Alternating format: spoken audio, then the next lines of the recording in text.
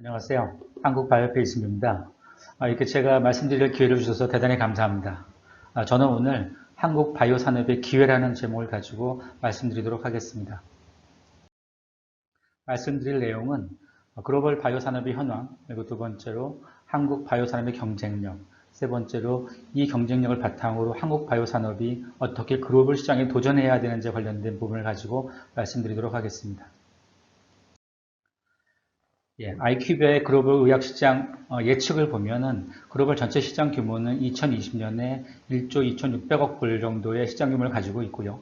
2025년에 약 1조 6천억 불 정도의 시장을 형성할 것이다 라고 예측하고 있습니다. 그래서 글로벌 시장 규모는 연평균 성장률이 3 내지 6%의 성장률을 보이고 있고, 한편 한국 시장 규모는 2020년 기준으로 162억 불, 2025년 기준으로 약 200억 불 정도의 시장을 형성하리라고 예측하고 있습니다. 그러니까 한국 시장의 성장률은 글로벌 시장의 성장률보다 약간 좀 상회하는 정도의 성장률을 보이고 있습니다. 하지만 전체 시장의 1.28% 정도의 시장 점유만을 하고 있는 상황입니다.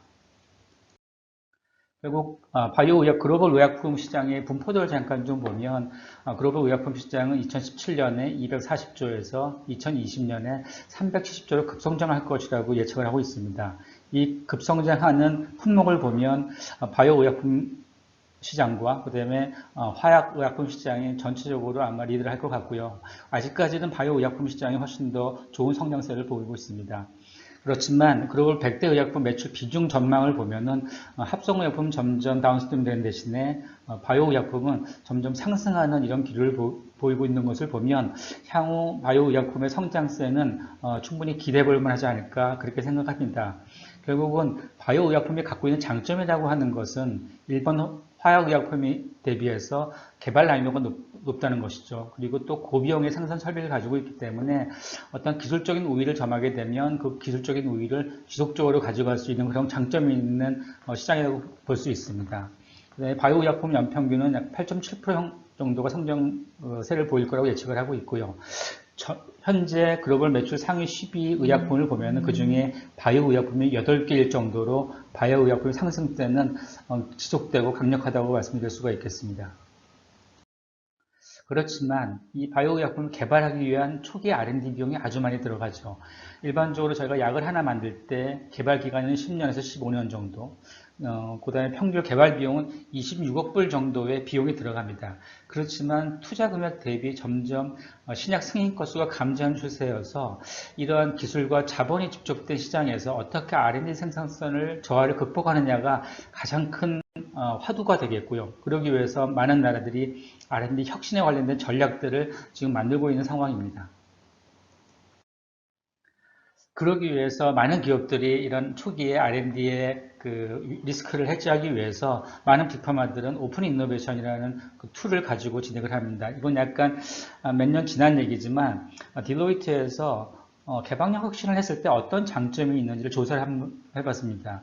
280개 정도의 바이오 제약사의 파이프라인을 다 전수조사를 해봤을 경우에 오픈 이노베이션 했을 경우에 임상 일상에서 NDA까지 올라갈 성공 확률이 3배 증가한다는 것을 수치적으로 표현을 했죠. 그래서 이걸 바탕으로 해서 많은 다국적 제약사가 리스크가 있는 어리 스테이지에 있는 부분들을 인적 전략을 수입을 해서 그걸 가지고 글로벌 인정을 통해서 저희가 밸류업을 하는 이러한 과정을 전략을 가지게 됩니다. 결국 이 말은 뭐냐면 우리 같이 후발 주제이면서 기술을 가지고 있는 나라에서는 이런 어리 스테이지의 기술을 빅파마에 라이센스 아웃을 하면서 점점 생태계 구축에 건전화를 내다볼 수 있다고 생각을 합니다. 그리고 또 하나가 이번에 팬데믹을 겪으면서 보통 20에서 25% 정도의 성장세를 보이던 헬스케어 서비스 분야가 다시 각광을 받고 산업으로 이머징하고 있다는 거죠. 그러니까 우리가 뭐 ES 또는 텔리헬스라는 말을 쓰는데 이 텔리헬스에는 4가지 정도의 산업군이 있습니다. 하나는 버추얼 비지트의 분야, 그 다음에 원격 의료에 관련된 부분, 그 다음에 모바일 헬스에 관련된 부분, 그 다음에 응급 처리 시스템에 관련된 부분들이 이것들이 데이터라고 하는 항목이 들어오면서 새로운 시장의 가능성을 아주 열고 있죠. 그 다음에 이런 시장의 성장은 정보라고 하는 플랫폼을 가지고 있는 구글이라든지 여러 가지 MS라든지 이런 기업들이 많은 투자를 하게 되면서 이 시장의 성장세를 점점 드라이브하고 있습니다. 예를 들어 보면은 이러한 그 바이오 헬스 시장 규모는 2014년도에서 2020년까지 11배 정도가 증가됐고요. 그 다음에 투자 규모도 9배 정도가 증가됐습니다. 그래서 팬데믹이 이 디지털 헬스케어 시장을 좀 더 앞당겼다라고 예측할 수가 있겠습니다. 투자 규모를 보면 더 얼마나 성장하는지 알 수가 있을 것 같습니다. 2020년 3분기 기준으로 해서 9조 원 정도가 디지털 헬스케어 분야에 집중 투자가 됨을 보이고 있고요. 이런 투자적인 자금을 통해서 디지털 헬스케어 산업이 점점 더 확장돼 가고 있는 걸 예측할 수 있을 겁니다. 또 이 디지털 헬스케어 산업의 특징이라고 하는 건 뭐냐면 이전에는 동종업계 간의 어떤 오픈 이니셔를 통해서 기술을 발전하고 하는 부분이 있었는데 결국 이거는 데이터가 들어오고 그 데이터를 가공해서 그 데이터 가공된 데이터가 좀 더 산업에 가깝게 응용되는 이런 분야를 가지고 있기 때문에 기존의 벤처 위주였던 테크놀로지의 드러그 디스커버리 분야와 그다음 전통적인 빅파마 분야 그 다음에 이러한 인프라를 가지고 있는 정보 인프라를 가지고 있는 아마존, 구글 또는 IBM 같은 기구들을 산업부에 들어와 가지고 점점 이런 기업 간의 협력을 통해서 이런 헬스케어 산업은 점점 확장돼 가고 있는 상황입니다. 예, 이와 같이 혁신적인 기술이 이제 들어오게 되면 그동안에 갖고 있던 규제와 부닥칠 수밖에 없거든요. 그래서 이런 혁신적인 기술들이 효과적으로 시장에 들어오기 위해서는 좀 더 스마트한 규제들이 좀 필요한 게 사실입니다. 그래야지 어떤 좀 불확실한 기술, 좀 불확실한 것들을 불확실한 혁신 기술들을 좀 시장에 런칭하기 위해서는 뭐 시범적인 뭐 규제 샌드박스라든지 여러 가지 그 규제 대응을 좀 해야 될 필요가 있습니다. 그래서 아마도 많은 나라들이 기존에 있는 규제를 가지고 새로운 혁신적인 이런 제품이나 기술들을 런칭하기에 많은 부담이 느낄 것 같고 많은 이해 당사자들의 지금 조율이 좀 필요하고 있는 상황인 것 같거든요. 그래서 제가 보기에는 좀 더 이런 혁신적인 기술들이 들어오기 위해서는 좀 네거티브적인 적용이 좀 필요한 것 같습니다. 특히 이제 말레이시아 같은 케이스를 보면 저희가 어떻게 해야 되느냐가 좀 나올 것 같은데 말레이시아 같은 경우가 2010년에 규제 계획을 시행하면서 민간 투자가 아주 활성화됐고 특히 이제 바이오 분야에 관련돼서는 아주 많은 이머징 마켓으로도 성장하고 있습니다. 그러니까 이와 같이 봤듯이 어떤 새로운 혁신적인 기술들이 시장에 좀 더 안전하게 런칭하기 위해서는 정부가 뭔가 물론 국민 건강에는 해가 되지 않은 조건의 그런 범위에서 스마트한 규제를 만들어서 기술 개발되고 있는 제품들이 실용화 될 수 있도록 여러 가지 전략을 만들어줘야 될 필요가 있지 않나 그렇게 생각을 합니다. 그리고 또 하나가 이번에 팬데믹이 오면서 글로벌 밸류 체인들이 많이 끊겼습니다. 각국이 봉쇄 정책을 하면서 원료 의약품이라든지 그다음에 의약품 소재들, 부품 소재 관련된 부분들이 많이 밸류 체인이 끊기게 됐었죠. 그래서 지금 아마도 이제 이런 밸류 체인에 대한 거버넌스를 새로이 세팅하고 있는 상황입니다. 그래서 각국 나라가 이 밸류 체인 상에 자기 나라를 어떻게 포지셔닝 할 건지에 관련된 부분의 전략과 노력들이 지금 많이 필요하고 있고 우리나라도 이러한 새로운 그 GVC와 관련된 분야에서 우리가 과연 어떻게 포지션을 하고 우리가 부족한 소재들을 어떻게 국산화 또는 글로벌리 어떻게 밸류체인을 우리 내재적인 네트워킹을 갖고 올지 관련된 부분을 좀 더 전략적으로 고민하고 긴 안목으로 발전시켜야 되는 상황이고요. 이런 것들이 현재 글로벌 시장에서 갖고 있는 현황이라고 말씀드릴 수가 있겠습니다. 예, 그렇다면 한국 바이오 산업이 갖고 있는 경쟁력에 관해서 알아보도록 하겠습니다.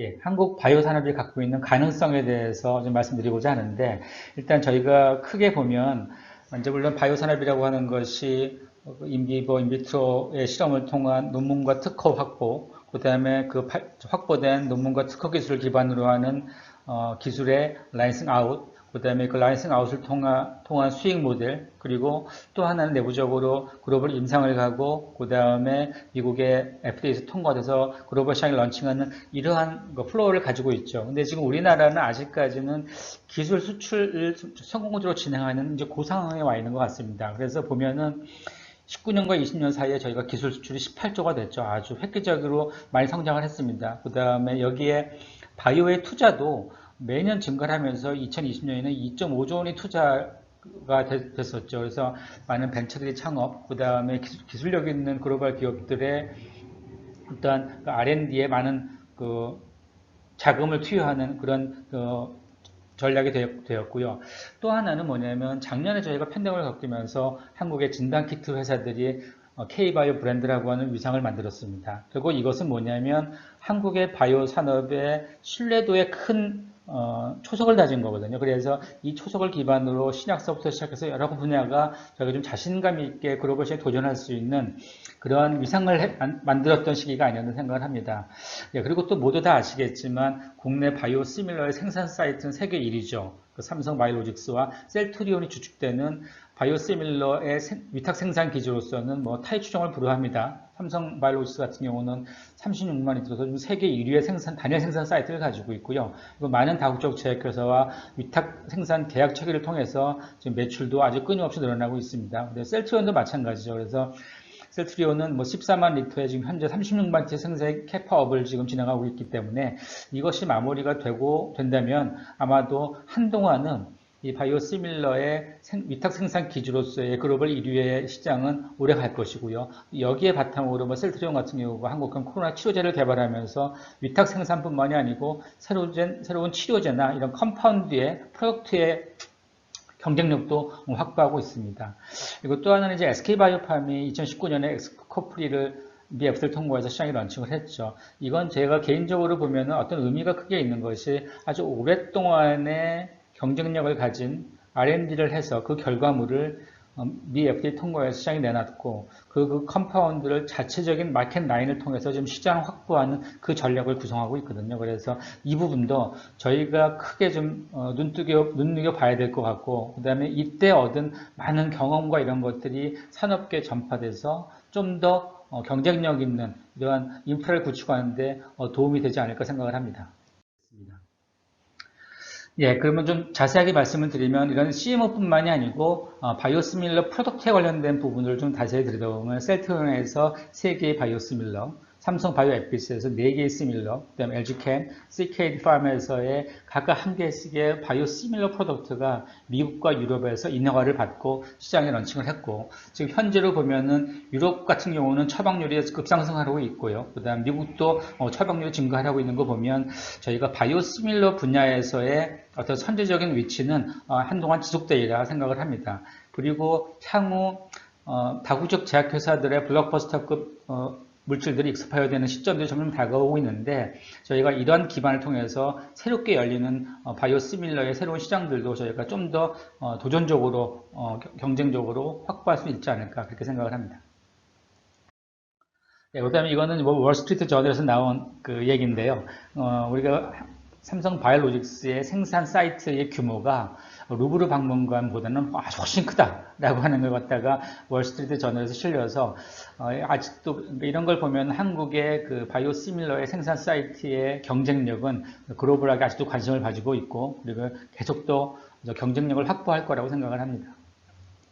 예, 저희가 지금 현재 많이 가지고 있는 경쟁력 중에 큰 경쟁이 하나가 기술 수출 라이센싱 아웃인 거죠. 라이센싱 아웃은 보면 지금 18년에서 20년 기준으로 보면 연평균 거의 한 45% 정도의 성장률을 보이고 있습니다.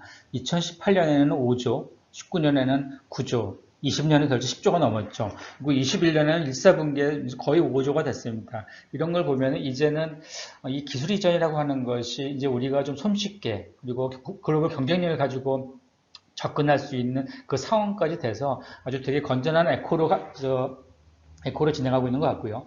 2020년에 이 라이센싱 아웃을 된 실적을 보면 많은 독특한 자기만의 기술을 가지고 있는 바이오 벤처들이 좋은 실적을 냈고 제약사들도 어떤 자기만의 오리지널 컴파운드라든지 아니면 M&A를 통한 파이프라인 확보를 통해서 글로벌 가치를 상승시킨 그런 전략을 보이고 있음을 나타내고 있습니다. 예, 또 한 가지 괄목각할 만한 것이 제가 2020년에 국내 매출액이 1조 클럽이 7개가 생겼다는 거죠. 그러니까 다 아시겠지만 이 매출 1조라고 하는 것이 신약 개발에서 어떤 의미를 갖게 되냐면 뭐 아시겠지만 신약 개발이라는 게 리스크가 있기 마련이죠. 근데 1조이라는 매출은 저희가 신약 개발하다가 드롭이 되더라도 그걸 이겨낼 수 있는 체력을 가지고 있다는 겁니다. 그래서 매출 1조 원이 되게 어떻게 보면 가장 신약 개발하는 기초가 될 텐데 우리나라가 7개를 가지고 있고요. 특히 작년에 팬데믹을 겪으면서 SD 바이오센스와 시젠이 1조 클럽을 처음 가입했고 삼성 바이오로직스도 1조 클럽 처음 가입했습니다. 그리고 좀 더 눈여겨볼 만한 것이 셀트리온이 2019년에 1조 클럽을 들어왔는데 이제 2년 만에 2조를 바라보고 있다고 하는 것이죠. 결국은 우리가 좌충우돌 많이 좀 오긴 했지만 그래도 우리가 그 좌충우돌하면서 경쟁력을 많이 키워갔고 글로벌 체력을 좀 키우고 있다라고 하는 것이 뒷받침됐고 향후도 이러한 것들 때문에 되게 기대가 되는 부분이라고 말씀드릴 수가 있겠습니다. 예. 그러면 이제 이러한 한국 바이오 산업의 경쟁력을 바탕으로 해서 그럼 과연 우리가 어떻게 글로벌 시장을 좀 더 도전할 것인가에 관련된 부분을 얘기하도록 하겠습니다. 예, 이건 좀 개인적인 생각입니다. 특히 저는 개인적으로 이 세 가지에 관련해서 집중적인 전략과 투자가 이루어져야 되지 않나, 그렇게 생각을 합니다. 첫 번째는 지금 잘 하고 있는 글로벌 라이센스 아웃에 관련된 부분은 지속적으로 저희가 좀 더 많이 도전을 하게 되고 정부에서도 이런 라이센스 아웃을 좀 성공적으로 할 수 있도록 많은 지원을 해줘야 되는 건 분명하고요. 또 하나는 뭐냐면 그러한 벌어들인 자금을 가지고 미국에나 외국에 있는 좋은 기술들을 라이센스 인을 해서 우리가 글로벌 스탠다드에 맞는 밸류업을 해야 하는 그런 전략도 저희가 이제는 강구해야 되고 좀 더 노력을 해야 된다는 부분이고요. 또 하나는 뭐냐면 자체적으로 많은 자금이 있는 좀 큰 회사들은 어리 스테이지서부터 인하우스에서 노력을 R&D를 할 것이 아니고 이왕 많이 기술이 성숙된 외국에 있는 많은 바이오 벤처, 이것도 우리나라에 있는 많은 바이오 벤처들을 M&A를 통해서 기술을 좀 글로벌할 수 있는 그러한 전략을 강구해야 되지 않을까 생각을 합니다. 그다음에 마지막으로는 저희가 글로벌 임상에 관련된 부분을 이제 어떻게 보면 이제 성공적으로 진행을 해야 되는 부분이 있는데 저희가 이제 뭐 2, 3년 전에 임상 3상의 많은 실패의 경험을 겪게 됐죠. 그리고 이제 그걸 저희가 그 경험을 겪으면서 많은 교훈을 얻었다고 생각을 합니다. 첫 번째 교훈은 뭐냐면 이제는 단순하게 글로벌 임상을 진행한다기보다는 글로벌 임상을 어떤 전략으로 내약물화에 맞는 어떤 글로벌 임상 디자인을 해가면서 좀 더 치밀하고 디테일하게 일단 글로벌 임상을 진입해야 됐다는 걸 저희가 좀 한번 공부를 하게 됐고요.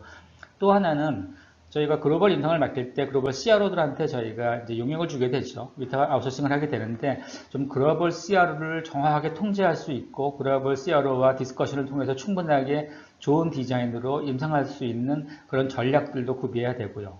그 다음에 또 하나는 미 FDA와 수시로 만나서 할 수 있는 그런 경험들을 쌓아서 저희가 좀 더 글로벌화에 가까운 그런 체력을 키워야 된다고 생각을 합니다.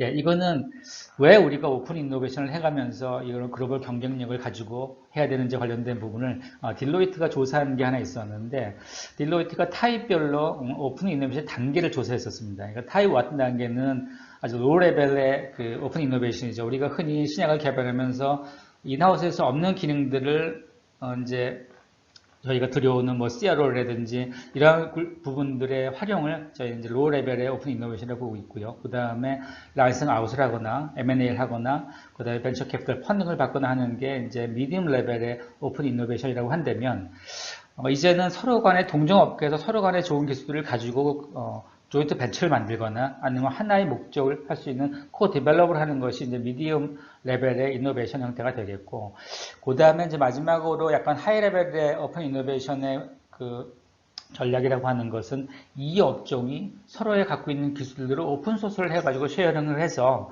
결국 좀 더 나은 기술에 관련된 부분을 발전시켜 나가는 것이 하이 레벨 오픈 이노베이션 같습니다. 그러니까 결국은 이 타입 4의 하이 레벨 오픈 이노베이션은 지금 뭐 디스크 헬스케어 분야가 아마 최적이 아닌가 생각을 하고, 이 그림에서 우리나라를 좀 더 비추어 본다면 우리나라는 타입 2까지는 아주 성공적으로 저희가 지금 오픈 이노베이션을 하고 있는 것 같고요. 지금 타입 3과 타입 4에 저희가 지금 진행돼 가고 있는 것 같습니다. 그래서 이런 걸로 본다면 우리가 좌충우돌을 하면서 진행을 해오긴 했지만 한국의 바이오 산업의 에코시스템은 그래도 건전하게 진화하고 있다라고 말씀드릴 수가 있겠습니다. 예, 그 다음에 또 하나가 저는 저희 협회가 이제 벤처들을 많이 상대하기 때문에 이제 벤처들의 대표님사들을 많이 얘기를 하게 되면 벤처들이 이런 말씀을 많이 하시죠. 우리는 진행을 하면서 임상 이상의 아웃을 하겠다라는 전략을 많이 말씀하시는데 제 생각은 좀 다릅니다. 그러니까 이 라이센스 아웃이라고 하는 거는 내가 갖고 있는 물질이 어느 정도 가능성이 있다는 걸 저희가 알게 되면 그때부터 라이센스 아웃 작업을 들어가는 것이 훨씬 효과적이고 성공 확률을 높인다고 보거든요. 저는 그 단계가 전임상 단계라고 보고 있습니다. 그러니까 이전에 인비보나 인비트로에서의 효과를 보고 나서 전임상 단계에서 독성이라든지 그 다음에 여러 가지 효과에 관련된 부분이 검증이 되고 논문의 초안 정도가 나오게 된다면 이때부터 타겟을화해서 라이센스 아웃 전략을 구배하는 것이 훨씬 성공률을 높인다고 보고 있고요. 이제 그러다 보면 임상 1상이나 2상에서 성공적인 라이센스 아웃을 달성할 수 있는 상황이 됩니다. 그래서 많은 분들이 벤처를 하면서 진행을 하실 때 항상 좀 어리 스테이지서부터 라이센스 아웃에 관련된 부분의 전략을 좀 고민하시고요. 그 다음에 차근차근 이 신약 개발하는 과정을 겪다 보면 라이센스 아웃이 되기 마련이기 때문에 반드시 이상에서 하겠다라고 하시는 것보다는 전임상 단계에서부터 라이센스 아웃을 고민하면서 전략을 짜는 것이 좋을 거라고 생각을 합니다. 예, 특히 데이터로 보면 그렇게 나와 있죠. 그러니까 글로벌 라이센스 10년간 글로벌 라이센스한 그 과정을 보면은 전임상 단계에서 제일 많습니다. 그렇기 때문에 아마 많은 벤처들도 이런 글로벌 벤처들도 이런 전임상 단계에서 라이센스 아웃을 준비해서 대부분 임상 이상의 라이센스 아웃을 하게 되는 거죠. 그 다음에 자신이 있으면 이 딜을 좀 끌고 오면서 임상 이상의 라이센스를 나오면서 훨씬 더 가격을 높게 받을 수 있는 거거든요. 그러니까 좀 전략을 약간 플렉시블하게 탄력성 있게 구비하는 것이 좋을 것 같고요. 그 다음에 제가 어떤 그 라이센스 아웃을 하고자 하는 물질이 나온다면 이 물질이 과연 글로벌 빅파마의 어느 회사와 적합하겠다라고 하는 걸 사전에 좀 조사를 해서 그 타겟한 빅파마의 지금 미 FDA에 들어가 있는 임상 파이프라인이라든지 아니면 내부에서 있는 R&D 파이프라인들을 좀 더 면밀히 조사해서 내가 갖고 있는 물질의 모드 오브 액션이 그 빅파마의 갖고 있는 물질과 어떻게 보면 칵테일이 가능하든지 아니면 좀 보완이 가능하든지 아니면 곧 넥스트 제네레이션에 관련된 부분의 전략을 그것에 줄 수 있는지 관련된 부분을 좀 더 디테일하게 전략화한다면 라이센스 아웃에 관련된 성공 확률이 좀 높아지지 않을까 생각을 합니다. 예, 이거는 뭐 분야별 라이센스 거래 규모인데 아무래도 이제 종양에 관련된 부분이 제일 크고요. 그다음에 점점 뭐 감염 질환이나 중추신경에 관련된 부분에 이제 시장이 있는데 결국 이거는 라이센스 아웃을 하고 하는 그 회사에 갖고 있는 코어 기술이 어딘지에 따라서 저희가 파트너들을 만나고 그다음에 이제 그 전략을 구비하도록 하는 것이 좋은 방법인 것 같습니다. 예, 지금까지 글로벌 바이오 산업의 상황, 그 다음에 한국 바이오 산업 경쟁력, 그 다음에 한국 바이오 산업이 글로벌리 어떻게 나갈지에 관련된 부분을 좀 말씀을 드렸는데, 결국 우리나라 이런 여러 가지 바이오 산업들이 글로벌 나가기 위해서는 생태계가 건전해야 됩니다. 그 생태계에 건전하기 위한 것이 제가 보기에는 저는 벤처 창업이라고 봅니다. 그래서 벤처 창업을 좀 더 많이 활성화시키고 그 다음에 쉽게 창업하고 쉽게 재창업할 수 있는 그런 인프라를 정부에서 좀 제공해 줘야 되는 부분이 하나 있고요. 또 하나는 현재 우리가 창업을 하게 되면 익식 구조가 IPO밖에 없습니다. 그렇기 때문에 여러 가지 무리가 수를 두게 되고 여러 가지 문제점이 발생하는데 미국이나 선진국 같은 경우는 IPO보다는 M&A 시장이 한 80% 정도의 M&A 시장을 두고 있기 때문에 정말 서스테이너블하고 건전한 에코시스템을 가지고 있거든요. 그래서 지금서부터라도 우리나라가 좀 더 활성화되기 위해서는 지금 IPO뿐인 익식 구조를 좀 다변화할 필요가 있고 이때 뭐 세제 혜택이라든지 정부의 지원들이 가장 강력하게 필요한 시점이라고 생각을 합니다. 그 다음에 세 번째는 뭐 다 아시겠지만 바이오 산업이라고 하는 것이 데이터가 잘 나오면 나올수록 드는 비용들이 아주 많이 들어가게 되고 리스크가 점점 커지게 되는 거죠. 결국 이럴 때 정부들은 좀 목적형 큰 메가 펀드를 조성을 해서 기술력 있는 회사들이 죽음의 고객에 빠졌을 때 손쉽게 빠져나올 수 있는 그러한 지원책도 분명히 필요한 것 같습니다. 또 하나는 이제 기업 입장에서 본다면 이제는 글로벌 기업들이 옛날같이 블록버스터를 타겟화하지 않고 니치버스터를 타겟화한 다음에 거기서 성공을 하고 이 니치버스터를 좀 더 확대하면서 블록버스터 만드는 전략들을 구성하고 있습니다. 그래서 우리나라도 갖고 있는 기술들을 좀 더 오판 들어버리든지 특화시켜서 거기서 먼저 글로벌에 시장에 런칭을 하고 이것들을 확대 적용해서 좀 더 시장을 좀 더 확대하는 그런 전략으로 저희가 이제 좀 전략을 구사해야 되지 않을까 그렇게 생각을 합니다. 예, 지금까지 글로벌 동향과 한국이 우리 바이오 산업이 글로벌 경쟁력을 갖기 위한 말씀을 드렸고요. 이제 지금은 협회가 가지고 있는 어떤 스타트업 지원 프로그램을 해서 짧게 말씀드리도록 하겠습니다. 일단 협회는 좀 서스테이너블한 바이오 스타트업 에코시스템을 만들기 위해서 세 가지를 가지고 저희가 지원하고 있습니다. 하나는 뭐냐면 기술을 가지고 있어서 예비 창업자들에 대한 여러 가지 펀드를 매칭시켜주는 프로그램을 하고 있고, 그 다음에 A 시리즈, B 시리즈, 프리 IPO까지의 어떤 펀드의 포트폴리오를 저희가 구성을 했습니다. 프로그램을 진행을 해서 혹시나 지금 듣고 계시는 여러분들 중에서도 창업에 관심이 계시고 창업을 하고 싶으신데 펀드에 관련된 부분이 좀 어떻게 할 줄 모르실 때는 저한테 연락을 주시면 저희가 가지고 있는 프로그램에 물론 어떤 일정 자격 요건이 갖추게 됐을 경우에 저희가 이제 진행을 해서 투자에 관련된 바이오 전용 투자에 관련된 부분을 저희가 손쉽게 할 수 있도록 저희가 어레인지를 해드릴 거고요. 그 다음에 이제 글로벌 네트워킹을 통해서 우리나라 기업들이 미국을 나가거나 아니면 또 외국 기업들이 우리나라 기술을 찾을 때 저희가 손쉽게 만날 수 있는 장들을 마련해 드리고 있습니다. 그 다음에 또 하나는 국내 여러 가지 바이오 산업의 정보에 관련된 부분들을 저희가 보고서를 내거나 브리프를 통해 가지고 수시로 언제든지 정보가 공유할 수 있도록 저희가 여러 가지 자료 제공을 하고 있습니다. 마지막으로 협회가 가지고 있는 이제 글로벌 해외 진출 지원 프로그램에 대해서 말씀드리도록 하겠습니다.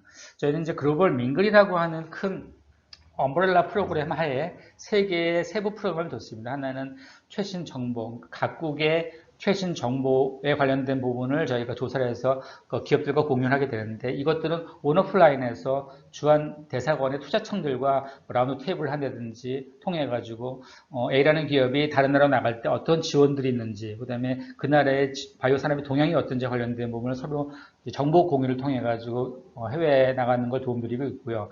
또 하나는 이제 해외에 나갔을 때 어떻게 자신 있게 IR라고 하는지에 관련된 부분에 인사이트 세미나를 통해서 역량 강화 교육을 하고 있습니다. 그래서 현재 비즈니스 모델 사례라든지, 그 다음에 투자 유치 전략이라든지, 그 다음에 계약서 체결에 관련된 부분들, 그 다음에 외국에 나갔을 때 어떠한 마인드를 가지고 와야 되는지 관련된 부분을 저희가 교육을 통해서 도움을 드리고 있고, 또 이 마지막 세 번째 프로그램은 해외 진출을 가기 위해서 우리가 이제 피칭을 하게 되는데 이런 IR이라든지 이런 관련 부분들을 실질적으로 가서 글로벌 사들랑 할 수 있는 투시지 발표회를 저희가 진행을 하고 있습니다. 그래서 매년 열리는 JP모건 컨퍼런스 세틀라이트 포럼을 둬서 우리나라 투자자, 우리나라 기업, 외국의 투자자, 외국의 기업들이 같이 투자 유치 발표 설명회를 할 수 있는 이제 그러한 자리를 저희가 만들고 가고 있고요. 그 다음에 빅파마와 오픈 이노베이션 챌린지를 통해서 1대1 미팅을 저희가 주선하고 있습니다. 그래서 올해는 이제 바이어랑 베링거 인겐하임과 진행을 하고 있고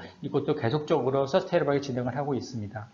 그리고 또 하나는 세계에서 열리는 여러 가지 바이오 관련된 컨퍼런스나 전시회에 저희가 델리게이션을 모시고 가가지고 한국 기술들을 알리고 그 기업들을 좀 홍보할 수 있거나 그다음에 또 라이선스 아웃할 수 있는 기회를 주는 그런 이제 델리게이션을 하고 있습니다. 그래서 혹시라도 여러분들이 창업이거든지 아니면 해외 프로그램 진출에 관련된 부분에 관심이 있으시면 언제든지 연락을 주시면 제가 많은 도움을 드릴 수 있도록 하겠습니다. 부족한 발표 들어주셔서 감사합니다. 감사합니다.